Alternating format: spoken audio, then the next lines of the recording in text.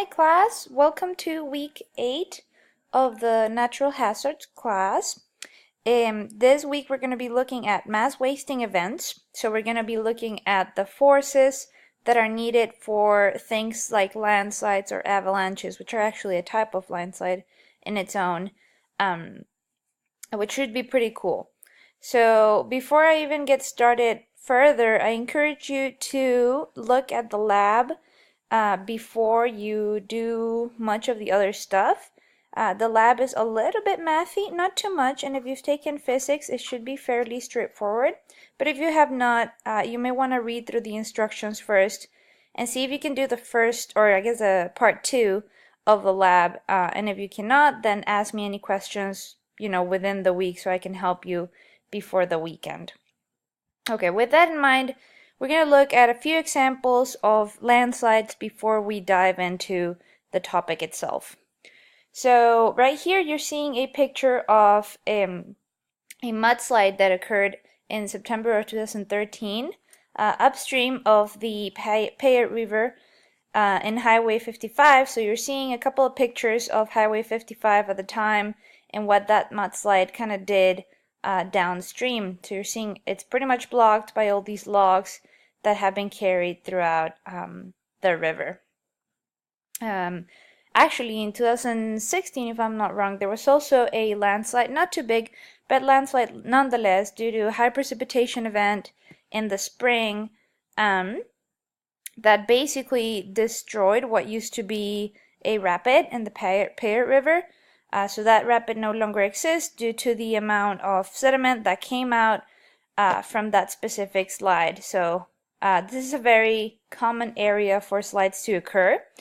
So if you're ever, wanting to do any rafting or anything, or even just travel, you should probably check the conditions of the road and make sure that it's safe to do so. This is another example.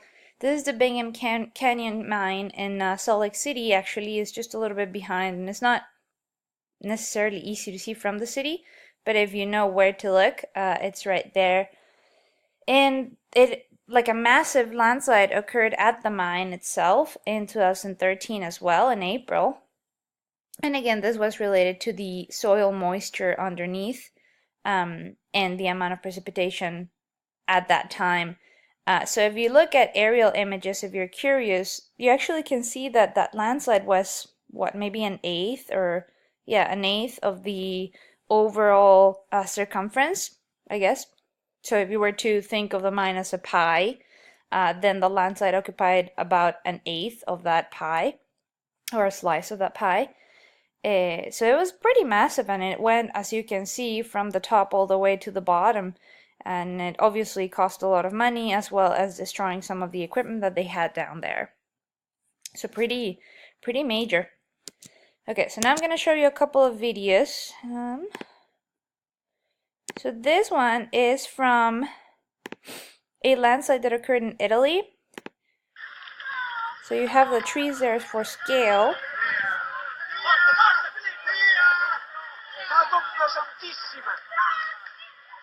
And so you're seeing the people are all very altered, and they're, mesmerized by this event. Everything, all the sediment on top, although it's not flowing incredibly fast, it is flowing as though it were kind of a mushy liquid, which is what it really comes down to many of these slides. They become so saturated in water underneath that the soil basically moves as a liquid, as you're seeing right there. Thankfully for this specific slide, it looks like they were prepared. As you can see here on the road, it was blocked, so there was some preparedness, some awareness of this event that was going to occur. Pretty cool. So I'm going to stop it, but if you want to keep watching, just type this, dangerous landslide in Italy, and you should be able to see it. Okay. And then over here's another example. In this case, you'll see the difference, but you'll see, or keep an eye on the trees from this example. This happened in Japan.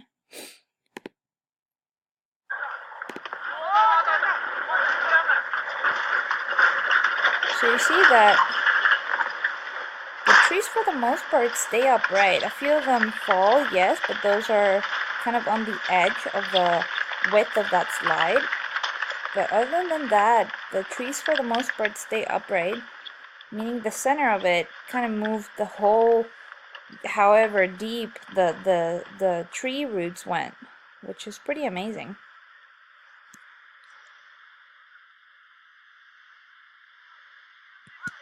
Okay, so all of those were just examples to show you what it is that we're going to be looking at today, the specific hazards that we're going to be looking at.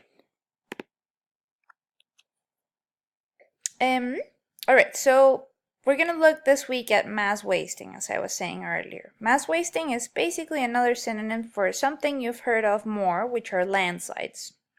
And it's defined as a downslope movement of rock or soil.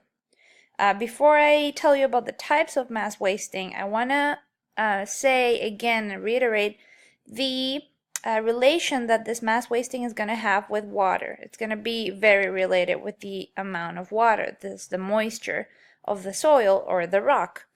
And you'll see why as we talk about the types further on. But these are the different types of mass wasting that can occur. So you can have things like flows, debris flows. You can have things like rock falls.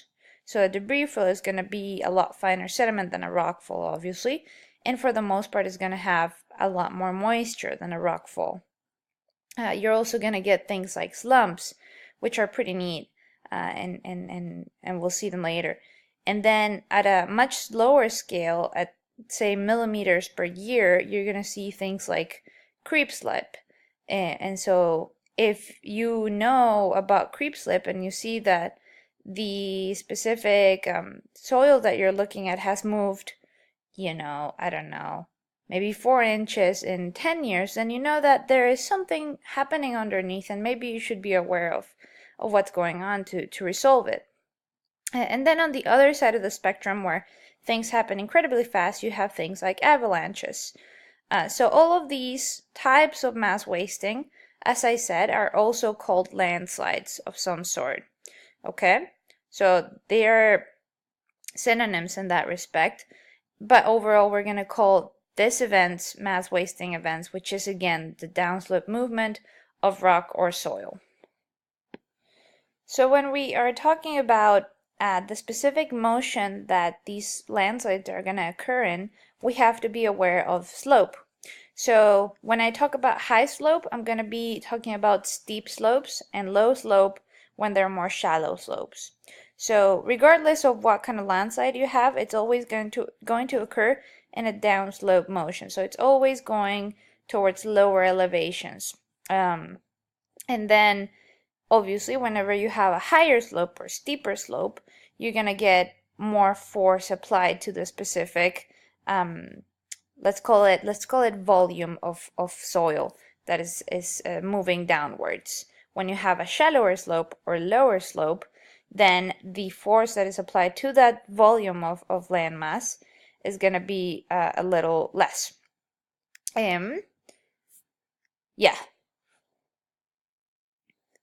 And the reason why, again, you have a greater force on a steeper slope is because the main force that is driving these volumes of landmass to fall is going to be gravity. And as we know, gravity acts downwards. So if you have less friction and a stronger pull of gravity, as you're going to see in your lab later on, then it is going to be more likely for your volume to actually give in to that force, because it's stronger than the forces that are resisting it from falling down. So again, higher slope, a more likely chance that the volume of landmass will move downwards. So when we talk about slopes, we need to first of all say that not all of the slopes are going to be uniform. There's going to be the first kind, which we're going to talk about right now, which are the hard rock slope segments. So in a hard rock slope segment, as it says right there, most of the cliff is going to be formed by very hard rock. So that cliff forming part is going to be called the free face. So it's either going to be a very steep slope, or it's going to be almost completely vertical, as you're seeing here by the diagram. And then you're going to have the bottom part that, depending on how much landsliding it's seen, it's going to be either, smaller or thicker. So that's going to be called the talus slope. So the talus slope, for the most part, is shaped out of this rockfall deposits. So whenever over here in the cliff face, or in the free face, sorry, things get too weakened, there will be a rockfall, and then eventually all that material from the rockfall is going to end up building the talus slope itself. So you're seeing a very steep slope, and then a more shallow one where the talus slope is at.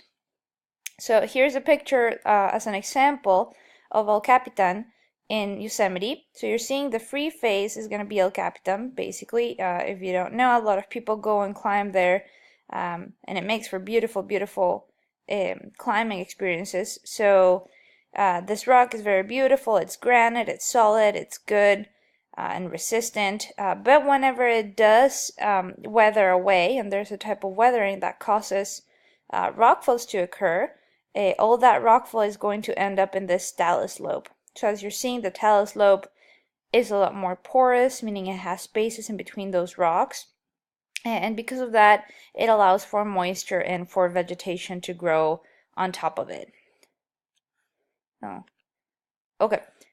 You also see this type of slopes in alpine terrain. So this looks like it could be in Glacier National Park, I believe it is. And you're seeing the free face of those cliffs. So you're seeing they're not exactly vertical, but they're pretty steep slopes. And then you're seeing a bunch of sediment from the rock falls at each cliff, like below it, that forms that talus. And so many times when you're walking on the trails of all of these different alpine terrains, you're walking on sediments from the talus slope, from rockfall, basically. So it's actually very important that if any area is propense to having a rockfall soon or not, if you're hiking, especially in the spring, because you're getting a lot of weathering from the frost wedging. And if you want to talk about frost wedging, we can talk about it later and see how that affects the weathering rates and the potential rockfall at these alpine terrains. As a second type of slope, we have this slope segments of weaker rocks. So the previous one was, again, hard rock slope segments. These are going to be weaker rock slope segments.